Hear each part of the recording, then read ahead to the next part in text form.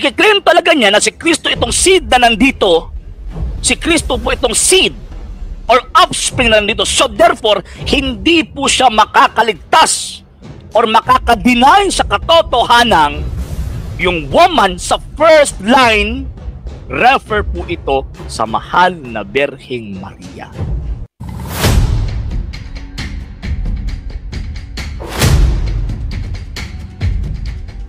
This verse is called Proto-Evangelium or the first announcement of the Gospel. Dahil ito ay nag-i-introduce ng tema ng isang Savior that will redeem His people from the curse of sin. Galatians 3:13, Christ redeemed us from the curse of the law by becoming a curse for us. For it is written, Cursed is everyone who is hanged on a tree. Yes, symbolic po ito, pero mali lang ang pagkakaintindi ng paring ito. Nabasahin natin in English version. Genesis 3:15, I will put enmity between you and the woman, and between your offspring and her offspring. He shall bruise your head, and you shall bruise his heel. Isa-isahin po natin mga kapatid. Sabi ng Panginoon, I will put enmity between you.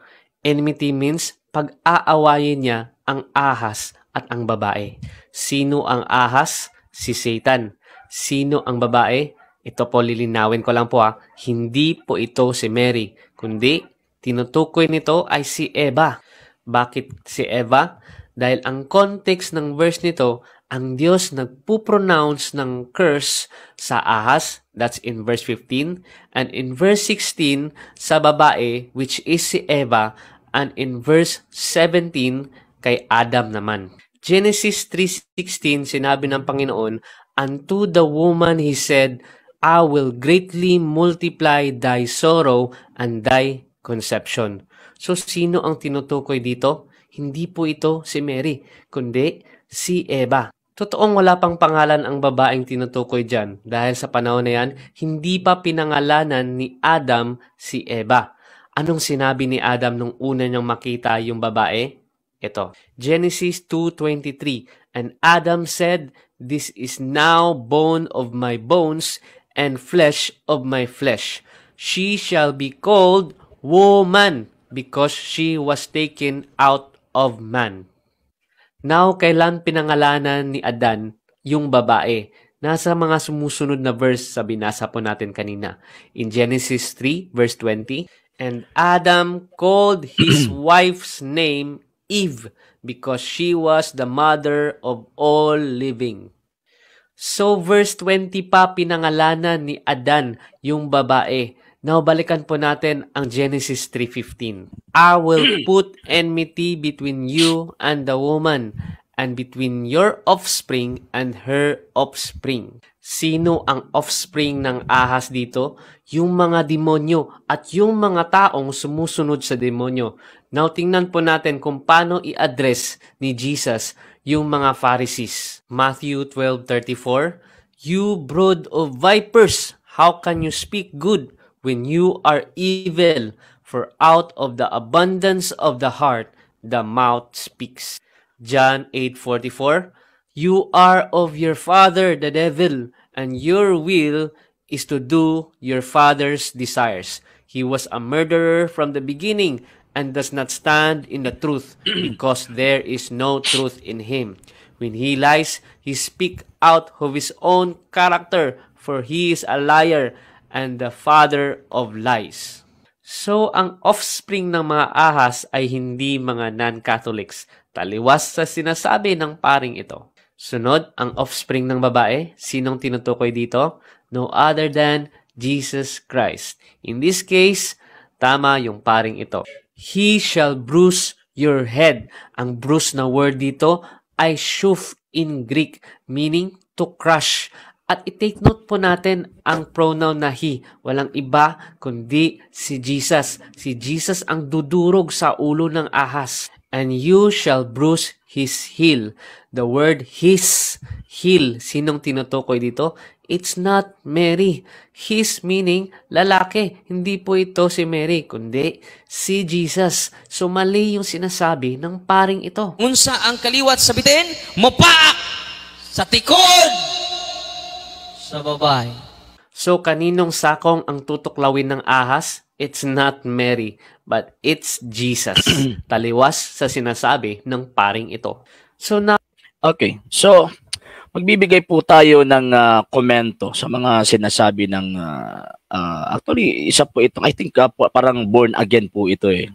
Member po ito ng born again na Christians eh.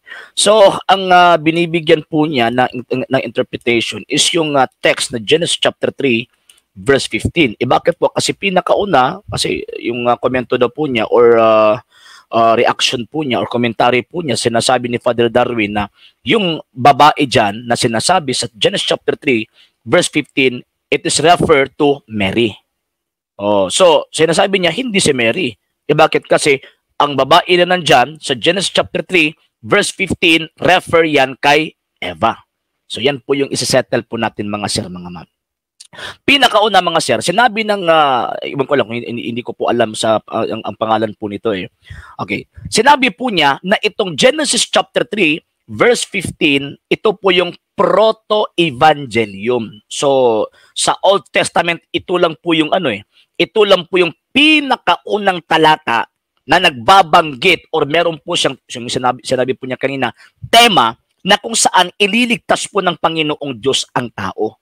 So, ibig sabihin, ang Genesis chapter 3, verse 15, tumutukoy sa darating na panahon na kung saan, nagsabi ang Panginoong Diyos, kahit aktual na nandyan po si Eva, at saka nandyan po yung tinatawag na ahas na nag-tempt kay Eva, pero ang salita ng Panginoong Diyos tumutukoy sa darating na mga events kung saan ililigtas po niya ang tao. So, yan po yung sinabi sa Genesis chapter 3 verse 15. Number 2 points natin. Yung sinabi po niya, ang Genesis chapter 3 verse 15, yung mga bagay na nandyan o yung mga sinabi ng Panginoong nandyan, it is a symbolic or it was a symbolic terms na ginagamit ng mga writers. So ibig sabihin, hindi pwede na ililiteral ang word na ahas at saka word na babae doon na sinasabi ang babae, it refers to Eva.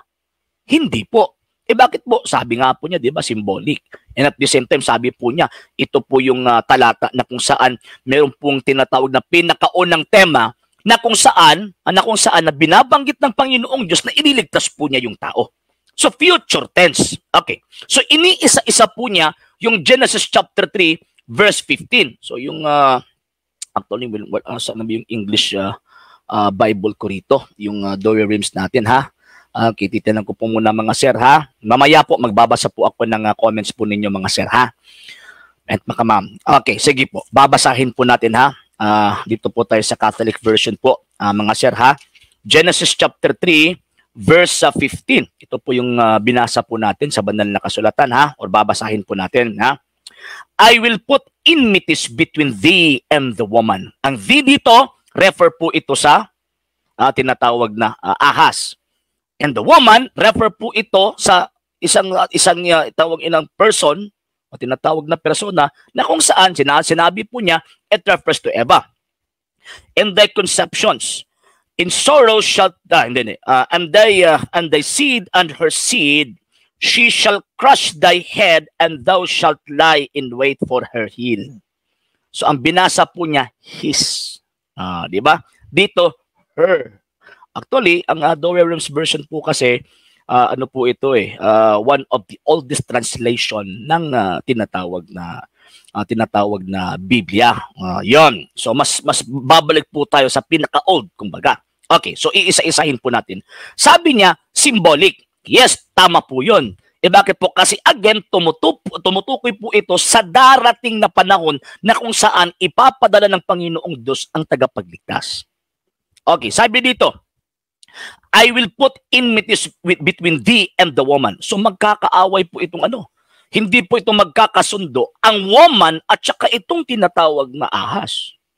So ngayon, kung sinasabi po niya na itong babae po rito, tumutukoy po kay Eva, Meron po bang kapangyarihan si Eva na makikipag-away sa ahas? Wala na po. Bakit po kasi naging subject po si Eva sa ahas ng dahil ayun, na-tempt po siya. Kung babasahin po natin ang Genesis chapter 3, verse 1 hanggang sa 14. So ibig sabihin, wala na pong lakas si Eva na makikipag-away sa ahas na ito. Bakit po kasi subject na po siya dito?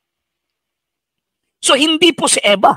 So, merong ibang babae na tinutukoy ang Panginoong Diyos, maliban kay Eva, merong ibang babae na tinutukoy ng Panginoong Diyos na makikipag-away sa ahas na ito. Makikipag-away sa ahas na ito. Kasi itong ahas po kasing ito, maliban ang meaning po niya, demonyo, sa tinatawag na scholastic meaning po niya, sa scholastic theology po, refer po ito sa sin. Kasalanan. Kung titinan po natin yung konteksto ng Genesis chapter 3, makita natin na ang purpose of that serpent na ang tao ay mahulog sa kasalanan. Yun. And figuratively, gumamit po, hindi ko nagkakamali, gumamit po sila ng tinatawag na personification.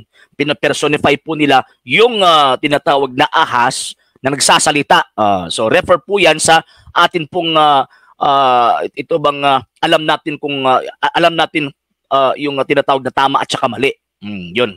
Meron po tayong will na pumili ng tama at saka mali. Pero dito talagang pinili po ng tao ang mali. So ngayon, kung sasabihin po nila na si Eva po ito, so ibig sabihin, may kapangyarihan pa pala si Eva na makipag-away sa kasalanan? Na kung titingnan natin, nahulog na po si Eva sa kasalanan. So wala na pong kapangyarihan si Eva na makikipag-away po sa ahas na ito. Kung literally, ang meaning po dito ay si Eva. Di ba? Sa konteksto, siyempre, ang kaharap po ng Panginoong Diyos si Eva. Kaya nga, pagdating sa verse 15, 16, verse 16, 17, 18, ayun, si Eva yung kaharap po ng Panginoong Diyos. Pero, sinabi na nga po niya, di ba? Yung introduction po niya, the Genesis chapter 3, verse 15, symbolic and at the same time, proto-evangelium. Bakit? Kasi tumutukoy sa darating na mangyayari na kung saan ipapadala ng Panginoong Diyos ang tagapagligtas. Yun. So, first line pa lang, I will put enmities between thee and the woman. Mali na yung interpretation po niya dito. That refers, itong babae dito, refers to Eve. Bakit? Kasi wala na pong kapangyarihan si Eva na makikipag-away po sa kasalanan or sa ahas. Bakit? Kasi subject na po siya nito Subject na po siya. Diba? Number 2, sabi pa niya, and thy seed and her seed. Sa text na kanyang ginamit, and her and your offspring and her offspring. So dito sabi niya, yung offspring dyan, nagre-refer yan sa Panginoong Jesucristo. Yung offspring ng babae, nagre-refer yan sa Panginoong Jesucristo. Sa first phrase, hindi literal talaga si Eva. Pagkatapos dito sa offspring, si Panginoong Jesucristo na at this time, wala pa ang Panginoong Jesucristo naging tao. So di ba? Magiging contradictory po yung interpretation po niya. Ano ba talaga ang Genesis chapter 3 verse 15? Symbolic or literal? Ganyan po kasi. Ganito po kasi. Kung sinasabi niya dito, literally, itong woman na nito si Eva, so ibig sabihin, ang offspring na nandito, yung mga anak ni Eva. Di ba? So, paano mangyayari na ang mga anak ni Eva makikipag-away sa ahas pagkatapos dudurugin ng mga anak ni Eva yung ahas o yung kasalanan? Na kung saan na ang anak ni Eva at saka si Eva mismo, subject na po ng kasalanan. Hindi po pwede. Kung sasabihin po niya na si Kristo po ito, at yan po yung sinabi po niya kanina, kung sasabihin po niya na si Kristo po ito, so ibig sabihin, yung woman na binabanggit na magkikipag-away sa ahas, hindi po yan si Eva. Bakit kasi, sinabi nga rito ba, di ba? And thy seed, sa version na ginamit po niya, and your offspring, ibig sabihin, nanggaling po sa babaeng ito. Tininan ko po yung word na offspring and seed po rito sa mga Bible dictionaries, refer po directly, direkta. Hindi po si Eva ang magbibigay ng laman at dugo kay Kristo. Bakit po? Kasi Kung sasabihin po natin na kung si Eva po yung magbibigay, ay wala pong mukha na ihaharap ang Panginoong Diyos doon sa demonyo. Bakit po kasi? Subject po yung laman at dugo sa kasalanan So kaya nga, itong babaeng tinutukoy sa Genesis chapter 3, verse 15, hindi ito si Eva. Gaya sa claim po ng pastor nito. Hindi ito si Eva. So kung i-claim talaga niya na si Kristo itong seed na nandito, si Kristo po itong seed or offspring na nandito, so therefore, hindi po siya makakaligtas or makakadeny sa katotohanan yung woman sa first line, refer po ito sa mahal na Birheng Maria. Bakit po kasi naniwala nga siya yung offspring nito kahit hindi sinabi na Kristo. Naniwala po siya na si Panginoong Jesucristo yan. Pagkatapos doon sa woman, hindi na siya maniniwala na si ang mahal na Birheng Maria yan. Ano po base po natin? Na yung first line niya na makikipag-away, ang mahal na Birheng Maria po yan. Number one reason, common sense di ba? Number one reason, dapat gamit po tayo ng common sense. Kapag subject ka na ng ahas, wala ka ng kapangyarihan magkikipag-away sa ahas. So ano po yung tinatawag na parang basihan na hindi na po kaya ni Eva, literally hindi na po kaya ni Eva na makikipag-away sa ahas na nandito. Bakit po? Kasi subject na po, meron na pong kasalanan si Eva. Wala na po siyang grasya, kumbaga. Bakit? Kasi meron na po siyang kasalanan. Kumusta naman po ang mahal na birhen? Diba? According to St. Luke chapter 1 verse 28, sabi ng banal na kasulatan, Hail, full of grace. So dito, ang babae hindi subject sa ahas. Ang babae makikipag-away sa ahas. Ano po yung armas ng babae? Para makikipag-away po siya doon or meron po siyang kapangyarihan na makikipag-away po doon sa ahas. Ang armas po niya, yung grasya. Kasi sin, it is an absence of grace. Si Eva, wala na po siyang kapangyarihan makikipag-away. Bakit po? Kasi wala na po siyang grasya. Meron na po siyang kasalanan. Ang mahal na Birheng Maria, ang ating mahal na ina, bakit meron po siyang kapangyarihan makikipag-away sa ahas? Bakit po? Kasi nandyan po sa kanya, napupuno po siya ng grasya. Puspos po siya ng grasya. Yan. Okay. So, kung aaminin po niya o tatanggapin po niya na itong offspring or seed na nandito, it refers to Christ, so hindi po siya makakadeny. Na yung woman na sinasabi sa first line, it was refer to the Blessed Virgin Mary. Okay. I-continue po natin. She shall crush thy head. Ang ginamit po niya na version is Protestant version. Ang sinabi, he shall crush thy head. Actually, gumamit po sila ng tinatawag na dynamic form of translation, kung baga. He or she. Bakit po? Kasi sa literal translation, yung form of translation, she, yung tinatawag na translation from the original Hebrew. Then pagkatapos, bakit po sa Protestante, he, bakit kasi hindi naman sila naniniwala sa mahal na birhen Pero tayo, he or she, maniniwala po tayo. Bakit po? Kasi yung kapangyarihan ng babae na makikipag-away sa ahas, kukunin po yung kapangyarihan na yung galing sa kanyang seed. Galing sa kanyang offspring na ating Panginoong Jesucristo.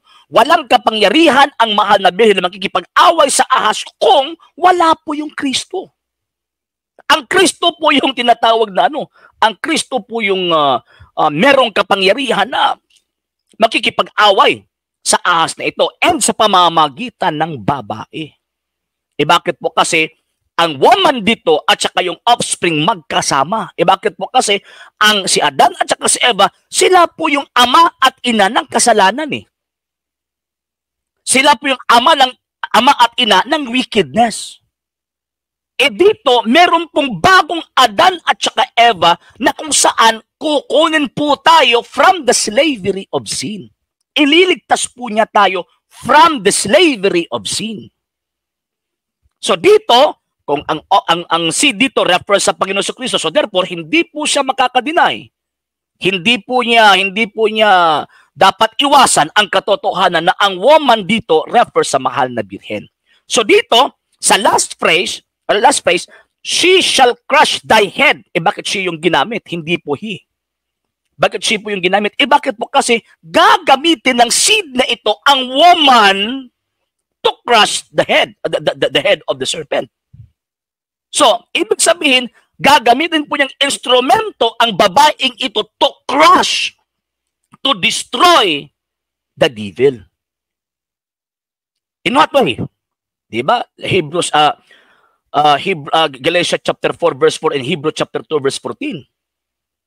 Ang dugo po niya, yung kamatayan po niya, yung dugo po niya, yan po yung makakapagtalo sa demonyo.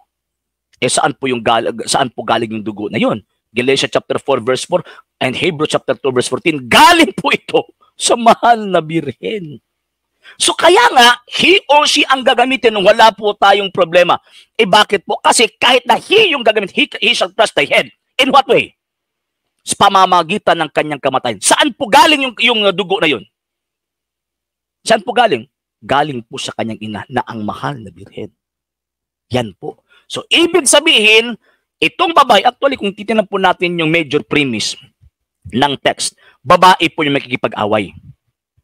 Then, pagkatapos sa hindi na babae yung makikipag-away?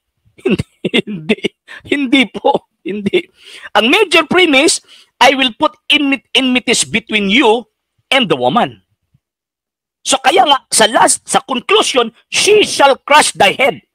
Bakit mo? Kasi ang makikipag-away, ang babae, doon sa demonyo, doon sa ahas.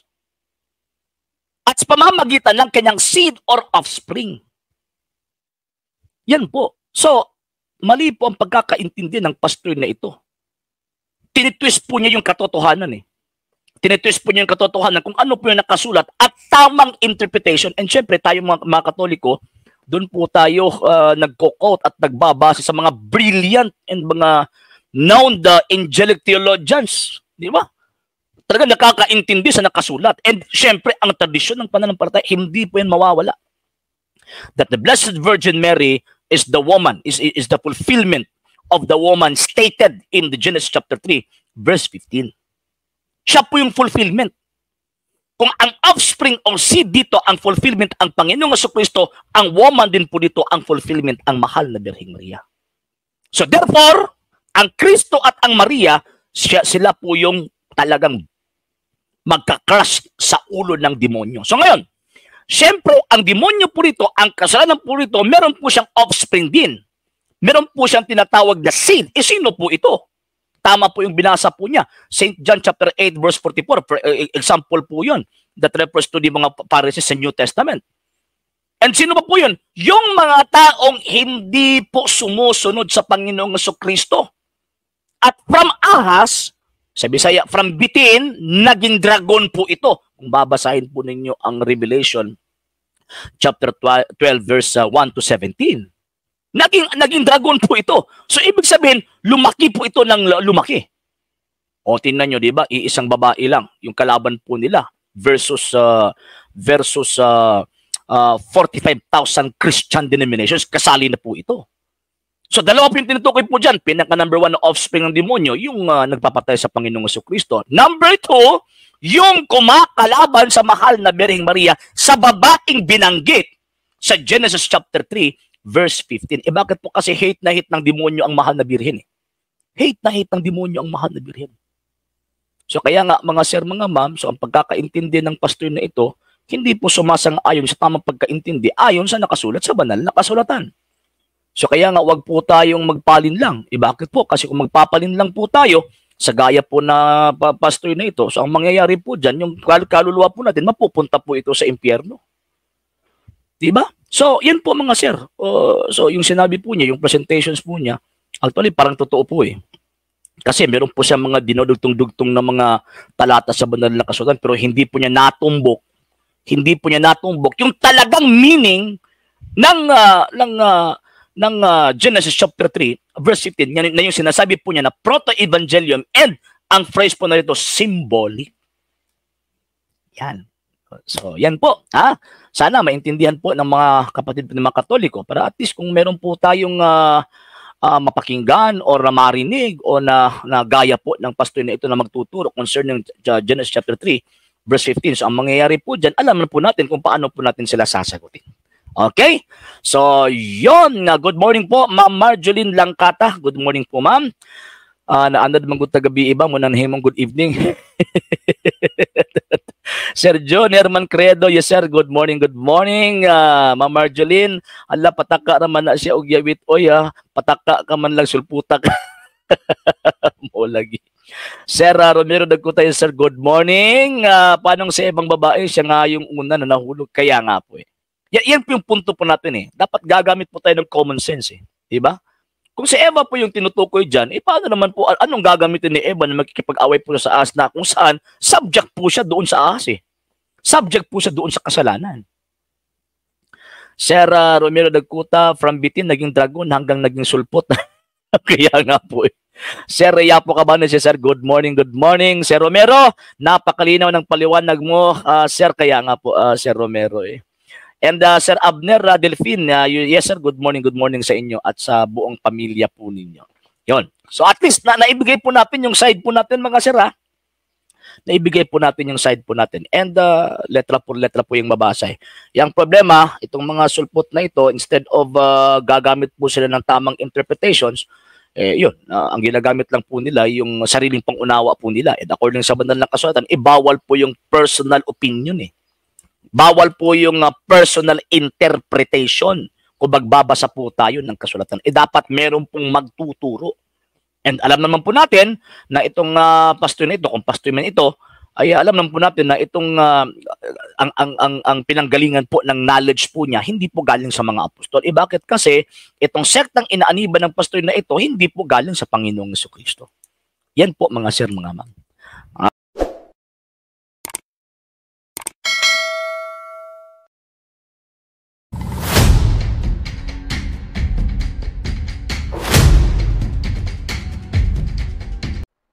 Naapay katawanan sa ato ang mga higala nga mga dili katoliko nga naningkamot gid in town sila og tawag ini nga surambaw og naningkamot sila og paglubag sa mga nakasulat sa balaang kasulatan. Napasalay pagtudlo nga ang Biblia ra gyud daw mo interpret sa iyahang gitawag og kaugalingon. Nya pagkahuman ang Biblia pa daw ang pasultion mahitungod daw sa gitawag og mga pagtulunan nga gitudlo ni Ginoong Jesucristo. Ang boto sa kahana sa sitas Biblia no nga tawag ining ang Biblia ra pay magka-interpret sa iyang kaugalingon niya ang Biblia mo igisugo aron pasultion mahitungod sa gitawag og sa pulong sa Dios. So buti pasabot before ang 4th century nga wala pa may gitawag og Biblia kay dili pa man compiled ang Old and New Testament ana nga panahon. So buti pasabot wala pay magtutudlo mahitungod sa kaluwasan. Ingon ana ba ang ilahang gitawag og prinsipyo? Ingon ana ba ang tama nga prinsipyo? So buti pasabot before 4th century, daghan nga laglag, daghan wala maluwas. Kana nga panahon wala pa may librong gitawag nga Biblia. Dakong tawag ining diferensya. Atong hinumduman mga higalag mga igsuon na si Kristo nagtungkod sa iyang iglesia, gitagaan niya og tawag ining misyon nga ang tumo og tinguha ni ining mo iglesia mao ang pagtudlo. Ito St. Matthew chapter 28 verse 20 iniingon nga atong Ginoong Jesucristo og tudloi sila sa tanan nga akong gisugo ninyo. Wala man misulti si Kristo nga og mabasaha silang Biblia sa tanan nga akong gitudlo ninyo. Wa pud lingon si Kristo nga Biblia lang inyong tuuhan ya kung wala sa Biblia di tinuod. Di ba? So ang tawag ining mahitabuan na nagbuot-buot ing mga amigo nato nga mga dili katoliko og pagtudlo og mga butang. Nga dili mo igitudlo sa to ang Ginoong Jesucristo, dili mo igilatid mismo sa nakasulat ha. Kay kung ato ang tawag anang sundan ang ilang giingon nga Biblia lang ang maka-interpret sa iyang kaugalingon, wag yun na sa Biblia. Dili gyud na mabasa sa Biblia. Unya never pud mabasa sa Biblia nga ang Biblia mo'y pasultion. Ang tao mo'y pasultion. Ang tawag ining mga sinugo sa ato ang Ginoong Jesucristo mo ang pasultihon og patudloon aron ang tao makabaton sa gitawag og kahibalo mahitungod sa Dios. Manang Ephesians chapter 3 verse 10, gibutang sa Dios ang iyang kahibalo, gibutang sa Dios ang iyang kinaadman diha sa iyang iglesia, diha sa nagkalain-laing gitawag og paagi aron ang langit makabalo sa kabubuton og kaalam mismo sa Dios.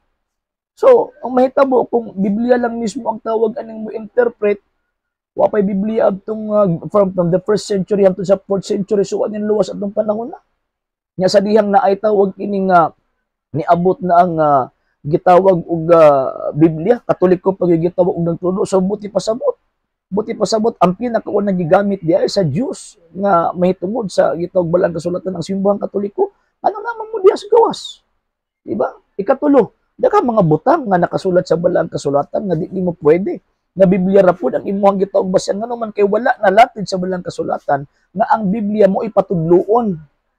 Naay gitawag og basis, mamahimo siyang basis, pero nung ka nga mo imutudlo nimo. Nga naman kay si Kristo nagpilig mga tao aron mo tudlo. Wa siya nagsulat og libro aron ato ang tawag anang magdito ta mo sandig sa gitawag pagtudlo. Dili. Manang dili gid na magbuwag ng tawag ining libro og maestro. Mas mauna dapat ang maestro kontra sa libro. Manang simbahang Katolika na una before pa ni gawas ang Biblia. Nga naman kay mao man ang maestro ang simbahang Katoliko sa gitawag og Biblia. So pag naay magtuo nga Biblia ang nauna, nya pagkahuman Biblia ang patudloon, Biblia ang mo interpret, wala gani na magtutudlo, ay dili na mo iyan ni Ginoong Kristo kay ang gisud ni Kristo tudloi sila. Wa mingon si Kristo nga pabasaha sila. Dakong diferensya.